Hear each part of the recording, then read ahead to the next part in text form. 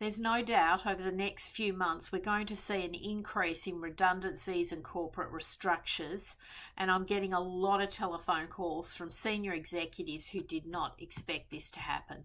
We're also seeing this happen right across all industries. So, in my opinion, there is no industry that is immune from these scenarios, and even industries which are, in theory, booming and doing extremely well, there is still a recalibration happening across a wide range of organisations. Organisations are trimming the fat. You're already starting to see artificial intelligence coming into play and having a big impact on workflows. And every organisation I know is doing some form of light restructuring, which is going to be really terrible because the economy is really on very low gear. It is not performing extremely well. There's a very low business confidence, there's very low consumer confidence, and all of that has a flow-on effect to the job seeker market. So in my opinion, we're going to see quite the wave of people being made redundant. Now, if you are, unfortunately on that receiving end, first and foremost, sometimes you get the opportunity to move within the organisation into another role. Often organisations will try and retain talent to the business, but it will be a compromise. It might mean you've got to move into a lesser position, maybe even a lesser salary package to retain employment and retain that income. In my opinion, when the markets are really not performing well, you are wise to accept a compromise versus a redundancy package. So be really careful that you're not shooting yourself in the foot and compromising your job search, because there's going to be a lot of people all looking for employment at the same time. If you are in these scenarios, you obviously want to try and negotiate the very best possible exit that you can from your employer. They might offer you outplacement services, for example. They might offer you a bit of gardening leave or a window where you can still retain the employment while you're looking for your next role. We do see that happen a lot with more senior executives. But ultimately, you want to really try and give yourself as much of a runway as possible, because we're very close to the Christmas New Year break.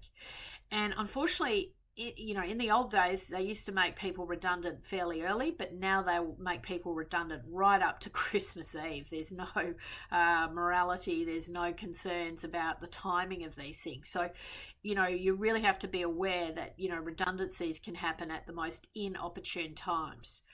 If you are made redundant, my strong advice would be to get in contact with a really good career mentor, career advisor. Drop into my diary, for example, have a chat with me about, maybe some of the services that we can offer you. But it's really important, I think, that you tap into that gig economy really quickly.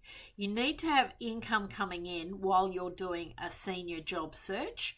And the more senior you are, the longer that search may potentially take. We know senior executives in our networks are taking 6 to 8 months, and that's a good scenario, sometimes out to 12 months to find the right role. So when that's happening, it's imperative that you keep your household in check and, tap into the gig economy. And I would have no qualms about doing very basic kind of work. Everyone has to assess where their skills lie and what they can and can't do. But ultimately, if you've got a couple of sources of additional income, that would be perfect. If you've got board seats, if you do training, facilitation, mentoring, coaching, if you've got e-commerce businesses on the side, if you've got a real little business on the side, all of that will help you if you're being made redundant. If you're in that scenario where you just don't have a lot of income and you don't have a lot of buffer and it's a difficult employment market, then you've got the perfect storm happening. And so it's absolutely crucial that you, eat the humble pie and tap into the gig economy. And if that means driving an Uber, if that means applying for welfare, if that means, sort of getting your hustle on, going out to friends, family, colleagues to try and get re-employed, you've got to, literally execute every single tactic that you can to get yourself back on track. I do think there will be opportunities, but you're going to have to be really sort of smart. And if you think you're going to be on a redundancy list between now and Christmas, you need to be activating now. talking to the right headhunters and really operating as quickly as you can to secure meaningful interviews, so that that employment contract can be replaced as quickly as possible.